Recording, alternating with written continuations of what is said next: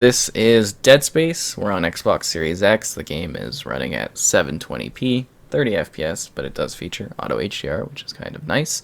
Obviously, Dead Space, a horror franchise, but I am joined by my friend here to talk about it. Hi there, this is Mitch. Great. So we're hopping in. First off, tell us a little about this bit about the story, the key character, kind of the lead that we play as. Yeah. So Dead Space is I would call it mainly a horror game. Some people would put in a survival type horror game, which I can kind of understand. But its main setup is that you're playing as Isaac Clarke, who is a engineer that works for a major company. I don't actually think they directly say what their company is.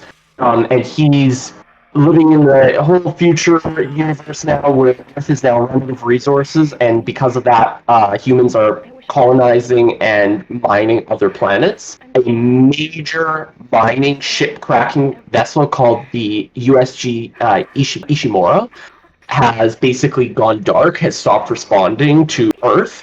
And so Isaac Clarke is sent out with two other team members to find out what the heck is going on. And Isaac's whole job in this is to repair the ship. And when he gets there, he finds that there's not really anything to repair, but there's a lot of things to kill. So, Yeah, I also understand that Isaac has a bit of a personal connection to the ship. yeah, so Isaac's girlfriend, girlfriend is one of the main medical specialists on the ship. And her name's Nicole, and the game actually opens up with you, and I'll keep this spoiler free, but the game opens up with you literally getting a message from her, basically saying like, "Oh, something's going wrong. This isn't great. You should come and see me on the Ishimura." And a major plot of the game, other than the survival and other than trying to figure out what the hell is going on, excuse that, but is finding Nicole, which is almost a full game plot. So, this is, a really cool horror title. Tell us a little bit about the scares, the atmosphere. What's it feel like to play this? This game brought me back very far in my because I love horror video games. One of the first ones I ever played was Doom 3, and this game I feel like had a lot of things similar to the old Doom 3 game that came out in 2004. So there's a lot of amazing tension building music, dark spaces in an industrial environment, very obvious casualties. And you can go, there's one level where you go, I would say 20 minutes without seeing an enemy, and this is like later in the game. You go 20 minutes without seeing an enemy, and then you get what I would say is one of the biggest jump scares of my life on it. It's such a great horror game in my opinion. And the enemies, the necromorphs, are just terrifying. Seeing a human that has been basically assimilated into some hive mind, and now it has giant slicer claws for arms and legs it's horrifying, but it's so addicting to play. Yeah, that's definitely cool. Just like those creatures always are just menacing, especially because I have more experience in Dead Space 2 and 3, not particularly the first one. But tell us a little bit about how we kill these things. What sort of situations do we find ourselves in where we are able to use, say, the environment or a weapon to take them out? Cut off their limbs. You have to cut off their limbs. You'll see this a lot. Early in the game, literally walking through the first level of the game, you'll just see random splashes of spray paint or probably blood on the wall of people literally saying, "You use any weapon to cut off their limbs." And these things are super strong if you try to shoot them dead center, which most video games train you to just shoot the enemy and kill the enemy. But this one, you have to get good at aiming. While saying that, you have a nice wide selection of weapons to choose from. The very first weapon you actually open up with is it's not even a pistol. I believe it's just a repair tool that's kind of been turned into a pistol. So it's very fun to be sitting there in the middle of a dark room with about 20 of these slasher necromorphs in front of you, and you're just shooting limbs nonstop, hoping that they don't get you, because you can shoot a limb off. And it's terrifying to shoot like the legs out from one and see it fall to the ground and then get back up and start just clawing its way towards you. And then On top of that, you also have other things that you can use. For instance, you have the ability to slow down time, not time, but slow down the environment around you using almost like nanoparticles is kind of what it would be. It's not nanoparticles, but that's kind of the idea of I it. think it is. Stasis is what it's actually called, right? So you can slow down the environment and use that to either slow down enemies or even get on the other side of a room from an enemy. So that way, when the environment starts speeding up again, it just kills all the enemies who are just mindlessly chasing after you. So that's kind of stuff that you can expect in this. That's really interesting weapon-wise. So let's talk a little bit about how we interact with the environment, such as like puzzles or just movement. And would you say this game is a largely linear experience? I would say mainly it's a linear experience. It's definitely got areas that you can switch off into going in different directions, and there are some minor puzzle situations. For instance, stasis usually comes into play with them, slowing down a. I think one of the earlier puzzles is slowing down a giant battery pack so that you can load it into a train so that the train can reactivate or the tram can reactivate. That's kind of the stuff that you can expect for most of the puzzles. There's a couple of minor electrical puzzles in the first game as well, but I'm not a. I won't lie, I'm not a big fan of those puzzles. They tend to take away from the horror part of the gameplay. But other than that, though, environment-wise, you're usually stuck in dark rooms and you're moving slowly. You want to move slowly, and when you're going around a corner, not knowing what's going to be there, and the music is just slowly building up in that terrifying just crescendo, it just makes you want to slow down. Also, within the environment, as you're moving around, you're able to kind of pick things up. Could you tell us a bit about what sort of resources you might find while you're going about in these rooms? So, to go into that, I think I'll also talk about the suit that Isaac wears, so that I can kind of build off of that.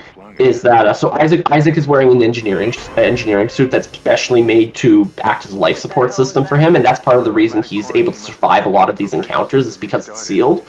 As the game goes on, you're able to upgrade this suit, and it has its own inventory, as well as a money collection system of credits. So as you're going through, every enemy you kill will drop, say, 10 bullets for whatever gun you're going, or 30 bullets for this gun, or hey, I'm just going to drop a little bit of credits so that you can buy more stuff. And you can upgrade the suit at pay stations. You can upgrade the inventory so you can carry more stuff, which inventory management I find is actually a underestimated part of this game, where you're going through and you're like, okay, I have 10 weapons, but I don't have enough room to carry ammo for all these weapons. And kind of playing off that in just trying to figure out how you pick up what you want to pick up. Like, am I going to pick up the health pack there, or am I going to pick up the ammo for the weapon that I don't have ammo for?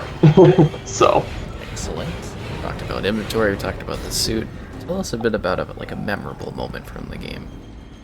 I don't want to give it without spoiling away. Yeah, without spoiling.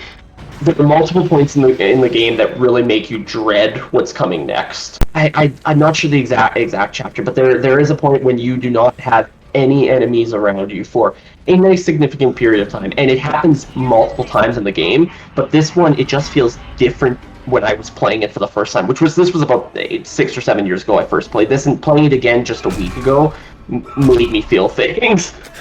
You're going through this area and you're like, oh my god, what's around the corner? And then, without spoiling it, you do encounter an enemy, and the enemy surprises you so heavily. Even now, I knew it was coming, and the enemy still got me jumping, where I was like, I need to take a 5-minute break. I'm gonna go and make myself a chocolate milk, because that is a drink for a child. That makes me bring out my inner child, because that's all I am when I'm playing this game. Obviously a little bit spooky then, eh? Yeah, absolutely. Other stuff though with it, like there's so many good memorable moments. That's probably one of the big ones. There are 3 major boss battles in the game. All 3 of them I find are very memorable. As well, the ending of the game is it just hits you pretty hard. It's a really good ending, and it really did the game justice in being both a, hey, we could leave this game as a single game, but knowing that Dead Space 2 and Dead Space 3 became a thing, it did lead into the other games if needed, which I really enjoyed. Which kind of dives really well into my next question, which was basically, if you've looked at Dead Space 2 and 3, do you feel that Dead Space 1 is important to understand the story in those later games? Or, absolutely. Yeah. Absolutely. I think that I think you need to play Dead Space 1 to understand the story. I actually found that the game became more of an action horror game in the second and third one than in the first one. The first one, it was much slower pace, much more like that building of music, building of enemies, where you're always fearing what's coming around. But the story behind it, although it's very simple to start with, there's a lot of cool lore around it. Trying to figure out like where are these necromorphs coming from? That like what does the I believe it's the Church of Unitology have to do with everything here? Why are people going mad by seeing these markers that are just being found around the universe now? And why do I keep seeing? I guess not me personally, but why does Isaac keep seeing his girlfriend in places that she physically can't be around when you're searching for her on the ship? So it's so immersive. Yeah, I genuinely love the game. That's actually another thing though that I do like about the first game as well, is that Isaac does not have a single physical line in the first game, which I like for horror games, because it makes you feel a little bit more personable to the character, saying like, this character is me. And the fact that he wears a helmet almost the entire time, you only see him take the helmet off at the very beginning and the very end. So just taking that stuff into account, you kind of feel more like, oh, this character is like, I can kind of see myself in this character right now. It's a very immersive type of role, just like, the Master Chief, where he's a bit of an empty suit, and then later on Absolutely. they add character development and stuff, right? Yeah, absolutely. I think we've basically covered Dead Space here. I'll leave one spot open in case you want to mention anything else about the game. I would say, and this is a very, very minor thing. When you play the game, there are 12 chapters in the game. Read the chapter names and see if you can decipher the code. If you ever listen to this, that's all I can say. I won't spoil how the code is deciphered, nothing. Just read the chapter names, see if you can decipher the code. But other than that, that's all I can leave with. Well, thank you for coming and talking about Dead Space. Yeah, awesome, thank you.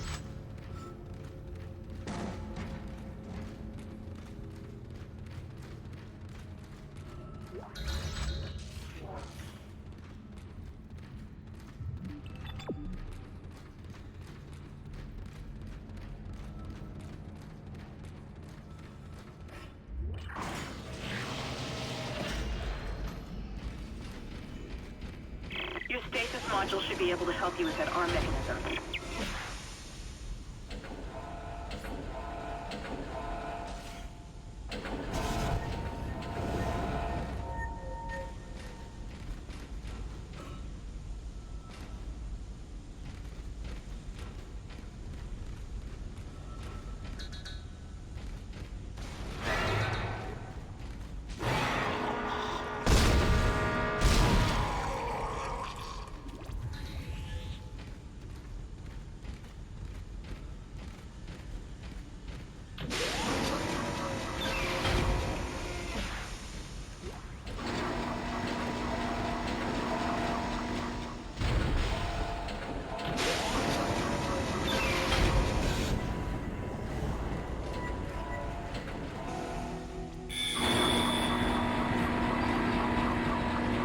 Replacing damaged tram car.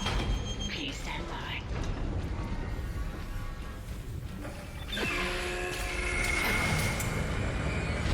Isaac, you did it. The tram is blocking the whole system.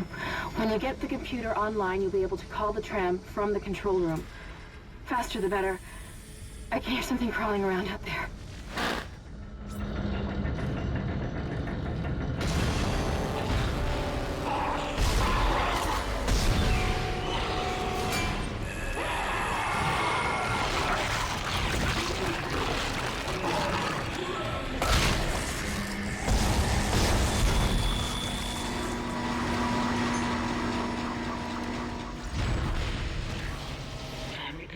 complete.